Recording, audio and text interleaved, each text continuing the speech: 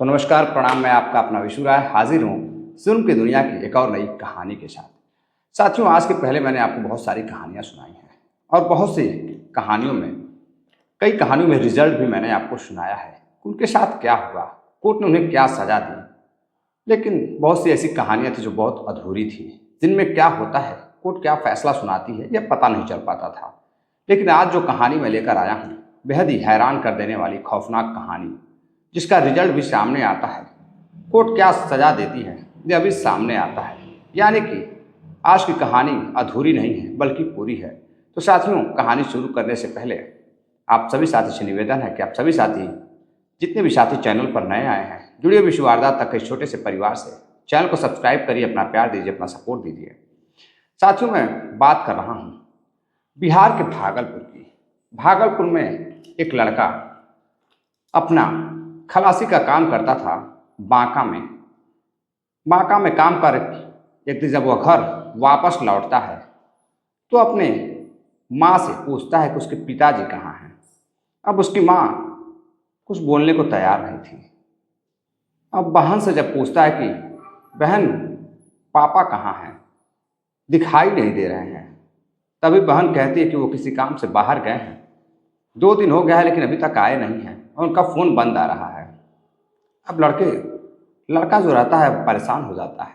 आसपास के लोगों से पूछताछ करता है, रिश्तेदारों से फ़ोन लगाकर पता करता है तो पता चलता है कि उसके पिताजी यहाँ नहीं आए थे। अब वो बेहद परेशान हो जाता है। परेशान होकर पहुँचता है, एक थाना लगता है, सनहौला थाना पहुँचता है। वहाँ पहुँचने के बाद वो शिकायत दर्ज कराता है कि उसके पिताजी कहीं गायब हो गए हैं और ना घर पे माँ को खबर है ना बहन को खबर है।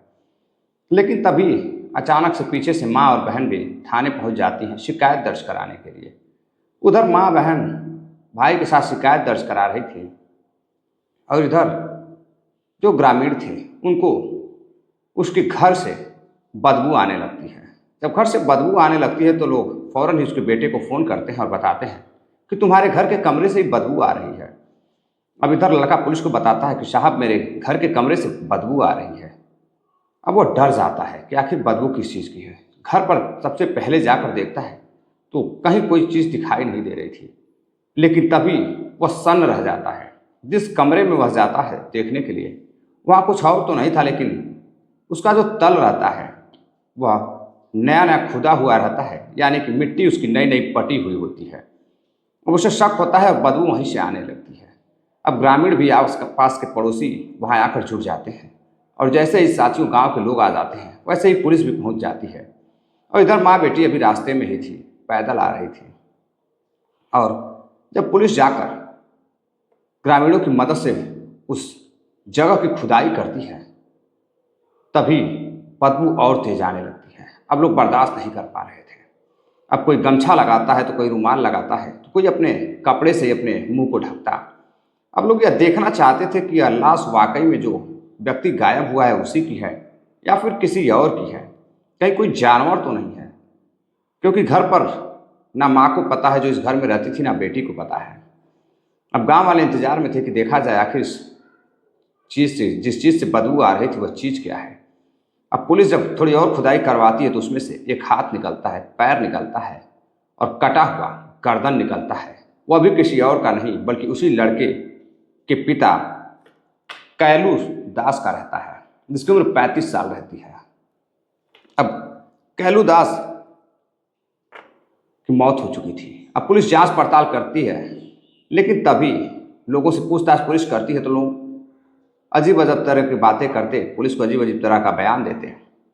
तभी पुलिस को शक होता है उसके बीवी और उसकी बेटी पर। अब पुलिस को शक होता है तो गांव वालों का भी बढ़ जाता है कि कैलू दास की हत्या उसकी बीवी और उसके बेटी ने ही की होगी। अब शक की वजह पे गांव वाले थाने की तरफ टूट पड़ते हैं और रास्ते में उसकी बीवी और बेटी आ रही थी। बेटी का नाम जूली रहता है और बीवी सरिता, दोनों ही आ रहे थे। और तभी गांव वाले मिलकर उसकी बेटी और उसकी पत्नी जूली और सरिता की पिटाई कर देते हैं। इस कदर पिटाई करते हैं कि उसकी हालत खराब हो जाती है, हॉस्पिटल लेकर जाना पड़ता है। अब लोगों को शक था कि इन्हीं माँ बेटी ने अपने पति और अपने पिता की हत्या की है। जब पुलिस दोनों को गिरफ्तार करती है और जांच पड़ताल करती है तो एक ऐसी हैरान कर देने वाली खौफनाक कहानी सामने आती है जिसको सुनने के बाद हर कोई हैरान था। अब एक गांव में एक कत्ल, वो भी एक ही घर में, और दफन हुई लाश, जब उसकी कहानी सामने आती है, सच्चाई सामने आती है तो लोग हैरान थे। दरअसल साथियों, कहानी शुरू होती है 2019 से। कैलू दास के परिवार में कैलू दास और उसकी बीवी और उसकी बेटी और एक उसका बेटा जो बांका में खलासी का काम किया करता था, ड्राइवरी का काम किया करता था। बेटा नाबालिग रहता है और इधर पत्नी सरिता और बेटी और कैलू दास मिलकर अब घर खर्च चलाने के लिए एक होटल खोलते हैं भागलपुर में होटल खोलते हैं। होटल ठीक ठाक चलने लगता है। दुकान पर कभी होटल पर बेटी बैठती, जो कि बेहद ही खूबसूरत जूली, पढ़ाई लिखाई भी करती और होटल पर भी बैठती थी। उसकी बीवी भी होटल पर बैठती थी, होटल चलाती थी, और पति कैलू दास भी होटल देखता था। अब वह होटल पर ही रहने लगते हैं। अब इसी दौरान आसपास के लोग भी वहाँ आने जाने लगते हैं और लोगों से उसकी पत्नी बातें भी करती, बेटी भी बातचीत करना शुरू कर देती है। धीरे धीरे समय बीतता है। एक व्यक्ति और जिसका नाम रहता है दिनेश यादव भी पास के ही गांव का रहने वाला होता है। वह भी उस होटल पर आता जाता था। अब आते जाते उसकी बेटी से उसकी दोस्ती हो जाती है और दोस्ती इस कदर अब आगे बढ़ती है कि वह उससे बातें करता था, दिन भर होटल पर बैठा रहता था। लेकिन यह बात कैलू दास को पसंद नहीं आती थी। कैलू दास दिनेश को मना करता था, लेकिन दिनेश कहता था कि भाई देखो, मैं कस्टमर हूँ, तुम्हारी दुकान पर आता हूँ, कुछ खाता हूँ, पैसे देता हूँ। अब गांव की बात है, मैं कहाँ जाऊँ, यहीं बैठता हूँ, यहीं टाइम पास होता है। फिर कैलू दास भी कुछ बोलता नहीं। अब इधर उसकी बेटी उससे फ़ोन पर भी बातचीत शुरू कर देती है और एक दिन फ़ोन पर ही दिनेश उसके लड़की को, कैलू दास की लड़की को प्रपोज करता है और कहता है कि जूली देखो, मैं तुम्हें बहुत पसंद करता हूँ, मुझे तुम अच्छी लगती हो और मैं चाहता हूँ कि तुम्हें जी भर के प्यार करूँ और जो तुम कहोगी वो मैं करने के लिए तैयार हूँ। अब इधर जूली अब दिनेश से पैसे भी लेती थी और अपने खर्च चलाती थी। अच्छी अच्छी मोबाइल, अच्छी अच्छी घड़ियाँ, अच्छे अच्छे कपड़े दिनेश खरीद कर उसे देता था। अब इधर कैलू दास को लगता था कि बेटी होटल से पैसे लेकर सब कुछ कर रही है। अब पत्नी सरिता को भी शक होता है कि उसकी बेटी इतने पैसे कहाँ से पा रही है। अब अपने बेटी से पूछती है तो उसकी बेटी कहती है कि मेरा एक दोस्त है, उसी से मैं पैसा लेती हूँ और मैं उधार लेती हूँ, जब मेरे पास हो जाएगा तो मैं दे दूँगी। अब उसकी माँ उसे बहुत डांट फटकार लगाती है, यह गलत है, यह काम नहीं करना है। अब बेटी कुछ दिन बात नहीं करती है, लेकिन एक दिन उसकी माँ अपने पति के साथ बाजार सामान लेने के लिए, होटल के सामान लेने के लिए जाती है। तो होटल पर अब सिर्फ जूली अकेले रहती है। जूली देखती है कि होटल पर एक व्यक्ति आया हुआ है जिसका नाम दिनेश है। वही दिनेश जो उससे प्यार करता था।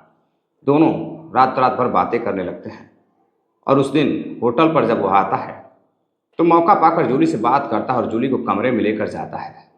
और कमरे में ले जाने के बाद अब उसके एक एक कपड़े निकालता है और जूली के साथ फिजिकल रिलेशन बनाने लगता है। जूली भी भरपूर साथ देती है, मना करने की बिल्कुल भी कोशिश नहीं करती, क्योंकि दोनों एक दूसरे को जी जान से चाहने लगे थे। और इधर तभी उसकी माँ कुछ सामान लेकर आ जाती है और कुछ कस्टमर बाहर बैठे रहते हैं। अब माँ देखती है कि बेटी भी कहीं दिखाई नहीं दे रही है और कस्टमर बैठे हुए हैं और कमरा अंदर से बंद है। जब कमरा खुलवाती है तो देखती है कि अंदर दिनेश और उसकी बेटी दोनों आपत्तिजनक स्थिति में रहते हैं, बिल्कुल नग्न स्थिति में। अब वह देख हैरान रहती है और दिनेश को डांट कर वहाँ से भगा देती है और अपनी बेटी से डांट फटकार लगाती है। लेकिन अब उसी दिन से एक और कहानी शुरू होती है। अब उसके बाद एक दिन जब दिनेश फिर से आता है उसके दुकान पर, तो वह उसकी बीवी से बातचीत करने लगता है और उससे भी कहता है कि मैं भी तुम्हें बहुत खुश रखूँगा, जो तुम्हें चाहिए मैं दूंगा, मैं तुम्हें बहुत पसंद करता हूँ। अब उस दिन से उसकी बीवी सरिता भी उसे पसंद करने लगी थी और पैसों की लालच, हवस की लालच में वह आए दिन उससे मिलती थी, बातें करती थी। इधर दिनेश छुप छुप कर कभी बेटी के साथ उसके अय्याशी करता तो कभी उसकी माँ सरिता के साथ अय्याशी करता।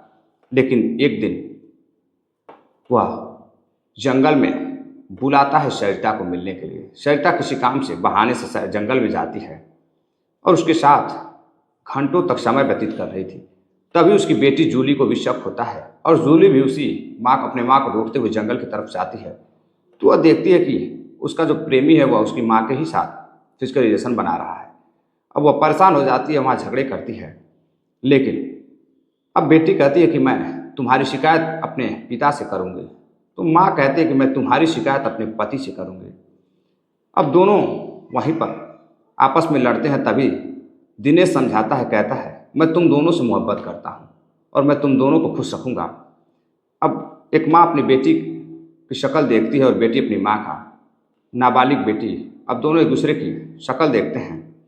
अब जो दिनेश रहता है अब दोनों के साथ मिलकर फिजिकल रिलेशन बनाता, दोनों कहने पर वह घर पर जाता, कभी माँ तो कभी बेटी के साथ फिजिकल रिलेशन बनाता। अब एक दिन जब वह कैलू दास की बीवी सरिता के साथ कमरे में फिजिकल रिलेशन बना रहा होता है, तभी कैलू दास वहाँ पहुँच जाता है। और जब कैलू दास पहुँचता है, होटल का मालिक, तो वह देखता है कि कमरे के अंदर कोई है। जब वह दरवाज़ा खोलता है तो बाहर से उसकी बेटी मना करती है कि पिताजी, मम्मी अंदर कपड़े चेंज कर रही हैं, तुम्हें जाने की ज़रूरत नहीं है। लेकिन कैलू दास को शक होता है क्योंकि कमरे के बाहर जो जूते निकले हुए थे वो किसी जेंट्स के थे, किसी आदमी के थे। अब उसे शक होता है तो अपनी बेटी को भी घूर कर देखता है और जब दरवाज़ा खुलवाता है तो अंदर जो चीज़ वह देखता है वो हैरान था। उसकी पत्नी किसी गैर मर्द के साथ आपत्तिजनक स्थिति में थी। अब वह झगड़ा करता है, मारपीट करता है, समझाता है और कहता है कि दोबारा अगर दिनेश यहाँ दिखाई दिया तो मैं उसे जेल भिजवा दूंगा और तुम दोनों को भी घर से बाहर निकाल दूंगा। इधर बेटा जुलाई 2019, बेटा का नाम दयानंद रहता है। दयानंद खलासपेरी करने गया हुआ था। करीब 3 से 4 दिन हो जाते हैं और जब वापस लौटता है तो वह देखता है कि उसके पिताजी घर पर नहीं हैं। 7 जुलाई 2019 को वह घर आता है, देखता है पिताजी उसके घर पर नहीं है। फ़ोन करता है, फ़ोन बंद आता है। अब तो फ़ोन बंद आता है तो वह पुलिस थाने जाकर शिकायत दर्ज कराता है। उधर माँ और बेटी भी पुलिस थाने जाती है कि उसका पति गायब हो चुका है, पता नहीं कहाँ चला गया है। लेकिन जब पुलिस जैसे ही अभी शिकायत दर्ज कर गांव वालों से पूछताछ करने के लिए जा रही थी, गांव वालों को दुर्गंध आती हुई उसके कमरे से दिखाई दी कैलू दास के। सब उन्हें लगता है कि उसके कमरे से दुर्गंध आ रही है, तो फ़ौरन ही पुलिस को फ़ोन करते हैं, उसके बेटे को फ़ोन करते हैं। पुलिस उसके बेटे के साथ आ ही रही थी कि बेटा पहले पहुंचता है और कमरे में जाता है तो देखता है कि खुदाई हुई है। दरअसल उस दिन जब वो घर आया था तो उस कमरे में नहीं गया था, कमरा बाहर से बंद था और जब दुर्गंध तेज हुई तो लोगों को महसूस हुई। अब लोग बर्दाश्त नहीं कर पा रहे थे। पुलिस खुदाई करती है तो हाथ, पैर और कटा हुआ गर्दन कैलू दास का मिलता है। अब जब पुलिस दोनों से पूछताछ करती है, पत्नी और बेटी से, तो दोनों अपना जुर्म कबूल करते हैं और दोनों बताते हैं कि उसका एक प्रेमी है जो उसकी माँ का भी आशिक है और उसका भी आशिक है और दोनों मिलकर उससे प्रेम करते हैं और दोनों के साथ वह संबंधों में है और दोनों को लालच दिया करता है और दोनों के साथ वह प्रेम से रहता भी है। और एक दिन उसके पति ने उसे देख लिया था, इसलिए माँ और बेटी ने मिलकर अपनी हवस की आग में अपने पति और बेटी ने अपने पिता की, अपने प्रेमी दिनेश यादव को बुलाकर उसके साथ मिलकर अपने पिता और पति की हत्या कर दी। साथियों, अब पुलिस उसे गिरफ्तार करती है, माँ, बेटी और दिनेश को जेल भेज देती है। कई सालों तक केस चलता है और अब अंततः आ जाता है जुलाई 31। जब 31 जुलाई का वो दिन जब लोगों को इंतज़ार था, कोर्ट फैसला देने वाली थी, यानी कि कोर्ट में केस चल रहा था। बेटा, जो नाबालिग बेटा रहता है, वह बड़ा होता है तो वह अब केस लड़ रहा था। अपने दिन भर कमाई करता था, खलासगिरी करता था, ड्राइविंग करता था और जो पैसा मिलता था वो अपने पिता को न्याय दिलाने के लिए वह केस लड़ रहा था। और इधर माँ, बेटी और आशिक तीनों जेल में थे। अब साल 2024 31 जुलाई को कोर्ट फैसला देती है और फैसले में तीनों को उम्र कैद यानी कि आजीवन कारावास की सज़ा सुनाती है और 50-50 हज़ार रुपये जुर्माना ठोकती है। अब बात 50-50 हज़ार रुपये की नहीं है और आजीवन कारावास की नहीं है। साथियों, हवस की आग में एक माँ और बेटी मिलकर अपने पति और बेटी अपने पिता की हत्या कर देती है और हत्या करते हुए उनके हाथ भी ना कांपे और परिवार होते हैं, परिवार भी पूरी तरह से बर्बाद हो जाता है और एक बेटा अपने ही पिता के कत्ल के जुर्म में अपने ही माँ और अपनी ही बहन को सजा दिलाने के लिए केस लड़ रहा था। तो साथियों, ये थी आज की पूरी कहानी। कहानी कैसी लगी आप लोग कमेंट पर ज़रूर बताइएगा। चलते चलते कुछ साथियों ने कमेंट किया है जिनका नाम है राहुल मौर्य है, सत्येंद्र कन्नौजिया है, प्रिंस सिंह है, पंकज सिंह है, राघवेंद्र यादव हैं, नासिर पठान है, जुबैर आलम है। आप सभी साथियों को बहुत बहुत धन्यवाद। साथियों, प्यार दीजिएगा, अपनी राय दीजिएगा इस कहानी पर कि ऐसी बेटी और ऐसी माँ के साथ क्या सलूक होना चाहिए। क्या आजीवन कारावास से ही एक बेटा, एक पिता, एक बाप को न्याय मिल पाएगा? क्या कैलूदास को न्याय मिला सिर्फ आजीवन कारावास से? ऐसे लोगों को और क्या सजा कोर्ट को देनी चाहिए, यह आप कमेंट कर ज़रूर बताइएगा। नमस्कार, जय हिंद।